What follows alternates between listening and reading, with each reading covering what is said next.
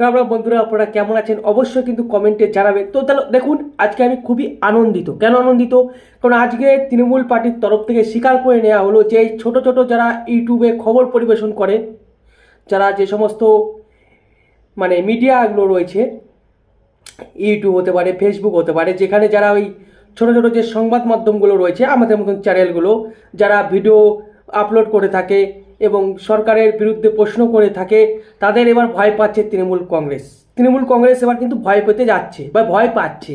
সেটা কিন্তু অভিষেক বন্দ্যোপাধ্যায় স্বীকার করে নিল, যেটা আমার খুব ভালো লাগলো, খুব আনন্দিত লাগলো যে আমাদেরকেও মনে করছে যে না, ইনাদের কথাও আমাদের মতন ইউটিউবারদের কথাও লোক শুনতে পারে। কিন্তু এতদিন আগে তো শুনতো না, আগে ভাবতো এরা আর কি রিপোর্টিং করবে, ছোট বাচ্চা ছেলে, এরা আবার ইউটিউবার, এরা আবার রিপোর্টার কী করে হতে পারে।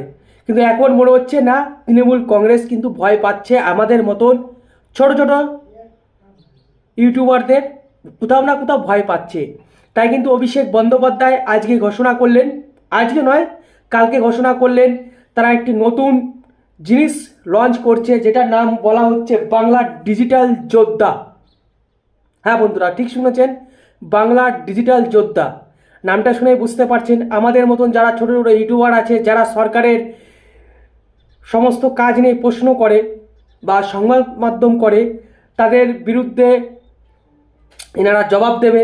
এবার জবাবটা কিভাবে দেবে সেটা দেখার বিষয়। তারা কি গালাগালির মাধ্যমে জবাব দেবে, না লজিক দিয়ে, তথ্য দিয়ে জবাবটা দেবে, সেটা হচ্ছে দেখার বিষয়। কিন্তু এখানে ভেরি ইন্টারেস্টিং বলা হচ্ছে, প্রতিটি বুথ থেকে 10 জন করে লোক নেওয়া হবে। ভাবতে পারছেন, প্রতিটি বুথ থেকে 10 জন করে লোক নেওয়া হবে। এবং আমাদের পশ্চিমবঙ্গে প্রায় 1 লক্ষেরও বেশি মনে হয় বুথ আছে, তাহলে কত লক্ষ লোক এখানে ঢুকবে ভাবতে পারছেন। এবং কি বলবো, কি করতে চাইছে তিনি বুঝতে পারছেন আপনারা নিশ্চয়ই। তাদের নিজের পার্টির এজেন্ডাকে এগিয়ে নেওয়ার জন্য এই সমস্ত মিডিয়াগুলো ইউজ করা হতে পারে বা ইউজ করা হবে। এবং আমরা যারা ছোট ছোট ইউটিউবার আছি, তাদের তো ভাই খুব আনন্দ লাগছে, ইন্টারেস্টিং লাগছে যে আমরা যখন কোনো কন্টেন্ট বানাবো পশ্চিমবঙ্গ সরকারের বিরুদ্ধে বা তৃণমূল সরকারের বিরুদ্ধে, তার সাথে সাথে তারা জবাব দেবে। এটা বেশ ভালো লাগছে, কারণ আমাদেরকে একটা গুরুত্ব দেওয়া হচ্ছে। আমি ভাই স্যালুট জানাবো, কারণ আমাদেরকে একটা গুরুত্ব দেওয়া হচ্ছে। কারণ এতদিন পর্যন্ত কিন্তু গুরুত্ব দিত না তৃণমূল কংগ্রেস, তারা ভাবতোই না যে এই সমস্ত ছোটো ছোটো ইউটিউবার এরা আবার কী সংবাদ পরিবেশন করবে। তো এখন দেখা যাচ্ছে এটা কিন্তু তিনি বলছেন। তো তার মুখ থেকেই শুনে নেওয়া হোক তিনি কি বলছেন। তো একবার ছোট্ট করে একবার ভিডিওটি দেখে নিন, তারপরে আমি আরও ডিটেলসে যাচ্ছি। নমস্কার। আজ আমি আপনাদের উদ্দেশ্যে যে দু চারটি কথা বলছি, সেটি মূলত সেই সকল তরুণ ক্রিয়েটারদের উদ্দেশ্যে যারা আত্মসম্মানের সাথে মাথা উঁচু করে গর্বের সাথে এই বাংলার মাটির জন্য অবিরাম লড়াই করে চলেছেন। এবং আমাদের এই বাংলার পুণ্যভূমি, আমরা সবাই জানি ভারতবর্ষের স্বাধীনতার পূর্ব সময়কাল থেকেই নির্ভীকতা, সাহস এবং বীরত্ব সহ আত্মবিশ্বাস আর দৃঢ়তার সঙ্গে নিজের কথা নিজেই বলে এসেছে। ব্রিটিশ সরকারের শাসন থেকে যখন সারা দেশের মানুষ সবাই মুক্তির পথ অনুসন্ধান করছিলেন, ঠিক তখনই এই বাংলার সংগ্রামী মাটির সন্তান সন্ততিরা ভারতবর্ষের জাগরণের দিশা দেখিয়েছিলেন সমগ্র দেশবাসীকে। বিশ্ববরেণ্য কবিগুরু রবীন্দ্রনাথ ঠাকুর, ভারত পথিক রাজা রামমোহন রায়, বীর সন্ন্যাসী স্বামী বিবেকানন্দ, পণ্ডিত ঈশ্বরচন্দ্র বিদ্যাসাগরের মতো মহামানবদের জন্ম দিয়েছে এই বাংলার মাটি, যারা জাতির আত্মাকে জাগিয়ে তুলেছিলেন, প্রতিবাদের ভাষা শিখিয়েছিলেন, সহমর্মিতা বোধ শিখিয়েছিলেন এবং তারা বাংলাকে বিশ্ব দরবারে পৌঁছে দিয়েছিলেন নিজেদের কর্মের মধ্যে, নিজেদের আত্মবলিদানের মাধ্যমে। বর্তমান সময় আমাদের লড়াইয়ের ময়দান হয়তো বদলেছে।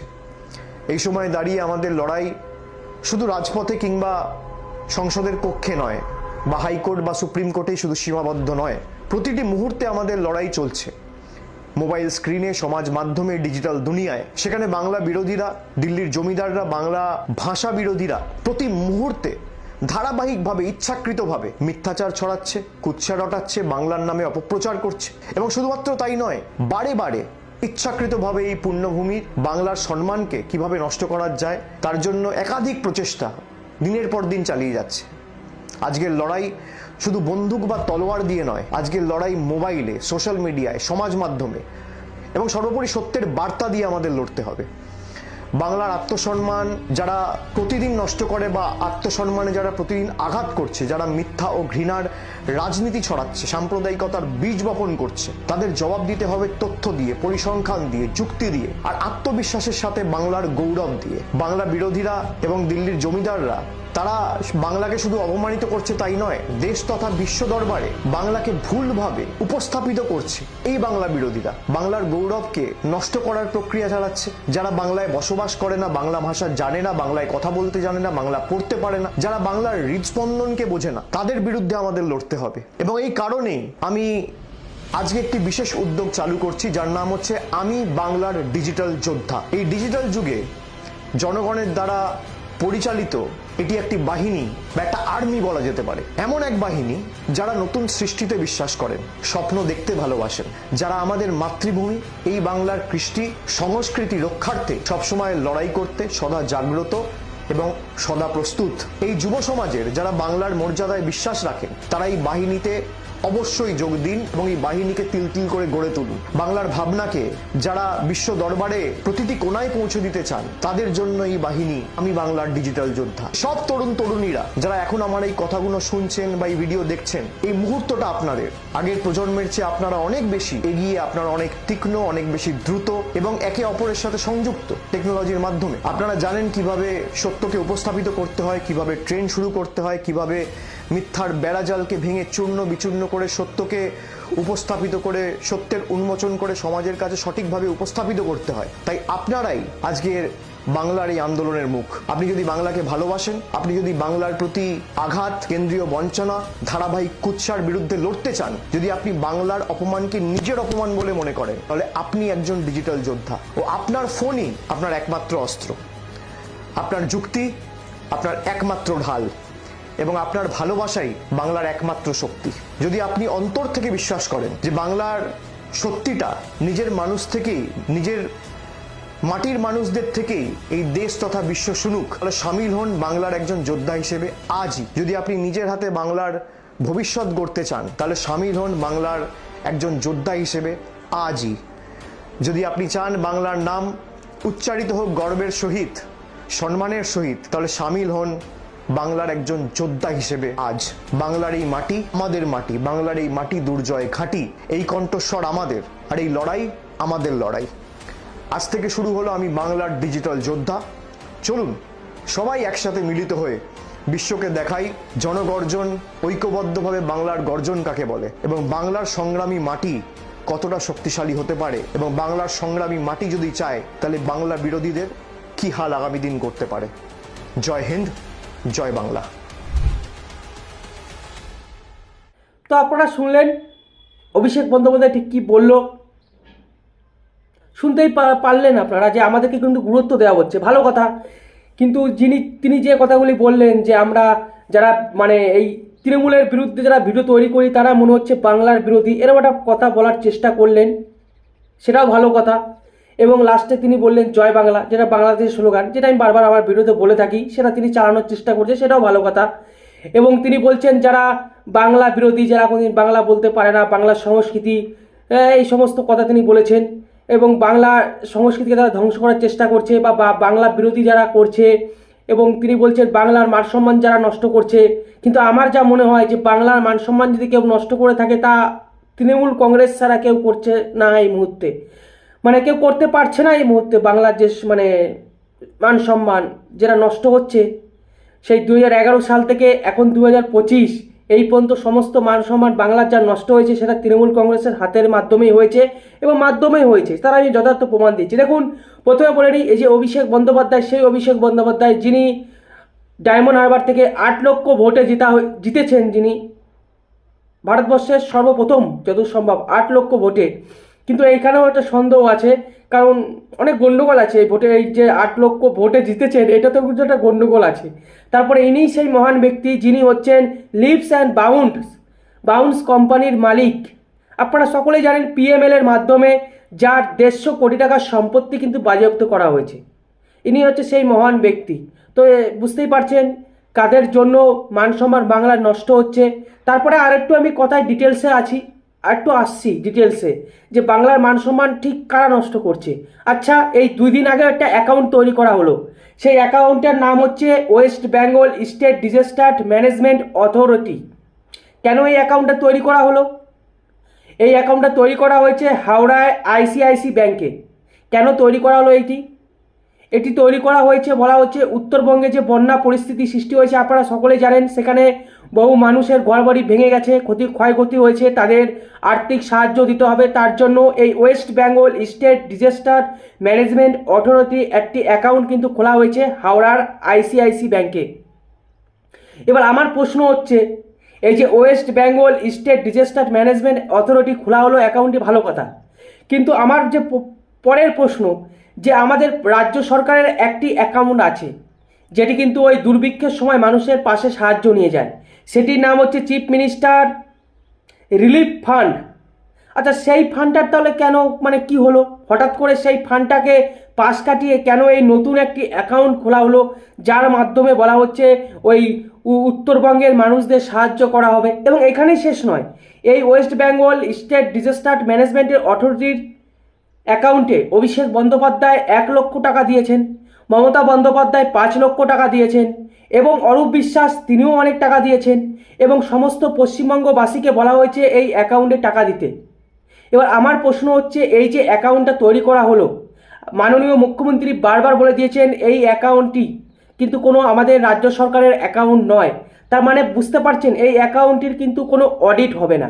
মানে আপনি টাকা দিলে আপনি জানতেও পারবে না যে ঠিক কত টাকা এই অ্যাকাউন্টে জমা পড়েছে এবং কত টাকা ওই উত্তরবঙ্গে মানুষের কাছে লেগেছে, মানে মানুষের সাহায্যে পৌঁছেছে। মোদ্দা কথা হচ্ছে এটা, মেন কথা হচ্ছে এটা, এই অ্যাকাউন্টে কিন্তু কোনো অডিট হবে না। তার জন্যই কি তিনি এই অ্যাকাউন্টটা তৈরি করেছে? এখানে কিন্তু একটা বড় একটা প্রশ্ন আছে যে ঠিক কত টাকা জমা পড়লো, মানুষের জন্য ঠিক কত টাকা ইউজ করা হলো, সেটা তো সাধারণ মানুষ যারা টাকাটা দেবে তারা তো জানতে পারছে না। তাহলে কি এই যে অ্যাকাউন্ট খোলা হলো, এই অ্যাকাউন্টের মাধ্যমে কি তিনি আবার ঘোটালা করবেন? ঘোটালা মানে এই 2026-এ ভোট, তার আগেই নতুন একটা অ্যাকাউন্ট খোলা হয়েছে এবং এই অ্যাকাউন্টের টাকা নিয়ে কি তারা তৃণমূলের পার্টির স্বার্থে ব্যবহার করবে? এর একটা কিন্তু প্রশ্ন উঠেছে এবং প্রশ্ন ওঠা উচিত।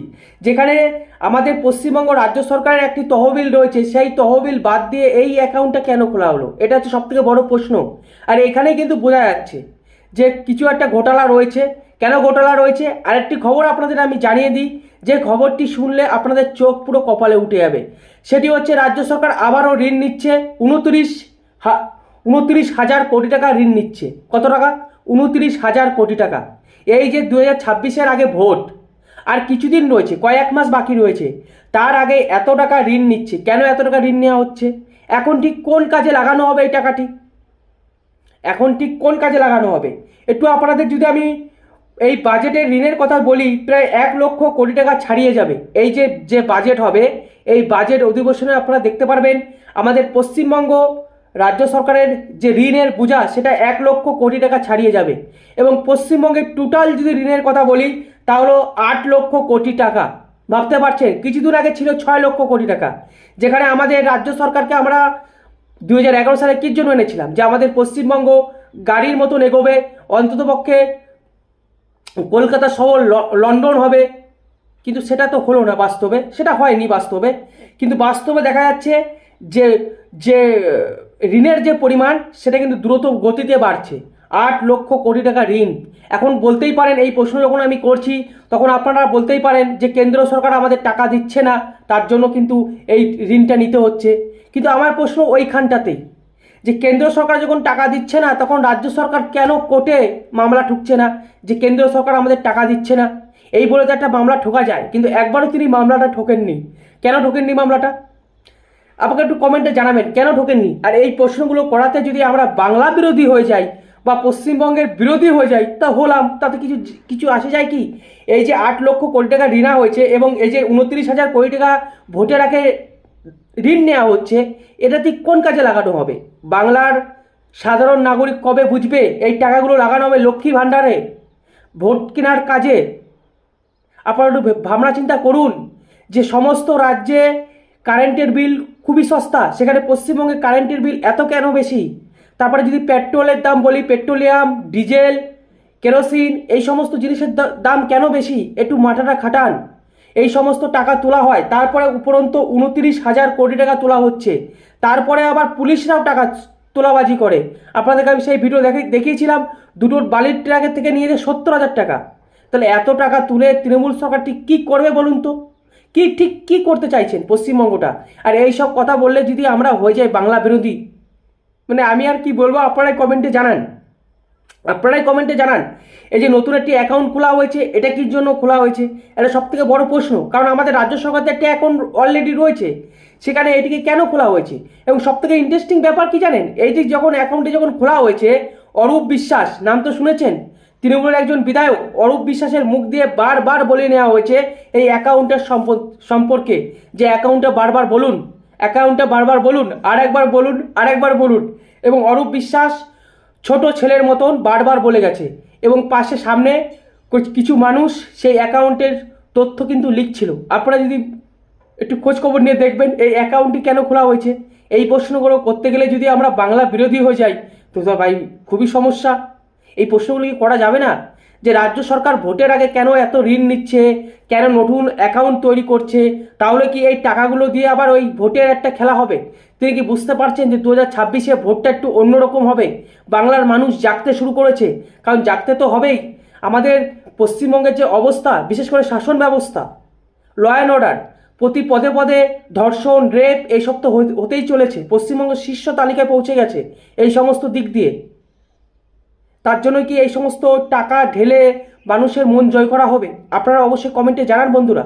আর এই সমস্ত কিন্তু খুবই খারাপ জিনিস। ভাবতে পারছেন 8 লক্ষ কোটি টাকা ছাড়িয়ে গেছে, 8 লক্ষ কোটি টাকা। এই টাকা কে শোধ করবে বলুন তো? আপনারা ভাবতে পারেন রাজ্য সরকার নিচ্ছে, রাজ্য সরকার দিয়ে দেবে। আরে ভাই, রাজ্য সরকার কোত্থেকে দেবে? আমাদের কাছ থেকে তো ট্যাক্স কেটেই তো দেবে। এই 8 লক্ষ কোটি টাকা যে ঋণের বোঝাটা হয়েছে, এতদিন ছিল 6 লক্ষ টাকা, আজকে শুনছি 8 লক্ষ কোটি টাকা। ভাবতে পারছেন কোথায় যাচ্ছে পশ্চিমবঙ্গ? ঠিক রাজ্যটাকে বিক্রি করে দেওয়ার প্ল্যান করছে নাকি? আমাকে একটু কমেন্টে জানাবেন বন্ধুরা। তো এই সমস্ত প্রশ্ন করলে আমরা হচ্ছে বাংলা বিরোধী।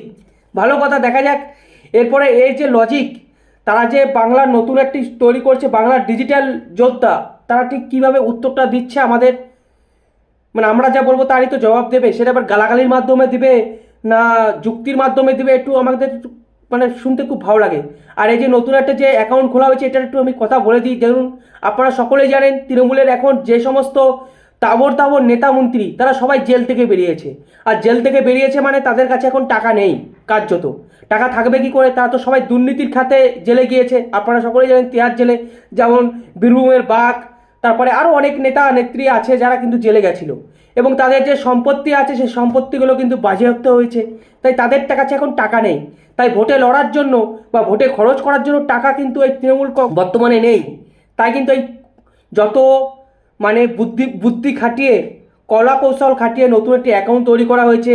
তারপরে 29,000 কোটি টাকা ধার করা হচ্ছে, যাতে ওই টাকাগুলি মানুষের কাছে পৌঁছে দেওয়া হয়, এবং 2026-এ আবার মানুষ যারা তৃণমূল কংগ্রেসকে ভোটটা দেয়। এই একটা খেলা কিন্তু খেলছে তৃণমূল কংগ্রেস। আর এটা কিন্তু বাংলার সাধারণ মানুষ কিন্তু এখনও বুঝতে পারছে না যে এই যে 29,000 কোটি টাকা ধার নিচ্ছে, এটা ঠিক কোন খাতে ইউজ করা হবে এখন? এটা সব থেকে বড় প্রশ্ন। আর এই যে নতুন একটি অ্যাকাউন্ট খোলা হলো West Bengal state disaster management authority, এটাই বা কোন কাজে লাগবে? আপনারা অবশ্যই কমেন্টে জানান বন্ধুরা। আর এই প্রশ্নগুলো তুললে যদি আমাদের মতন ছোট ছোট ইউটিউবার যারা সংবাদ মানে প্রকাশ করে থাকে, তারা যদি বাংলা বিরোধী হয়ে যায়, তাহলে খুবই কিন্তু মুশকিল বন্ধুরা। তো ভালো থাকুন, সুস্থ থাকুন, রাম রাম, ভারত মাতাকে জয়, বন্দে মাতরম, জয় শ্রীরাম।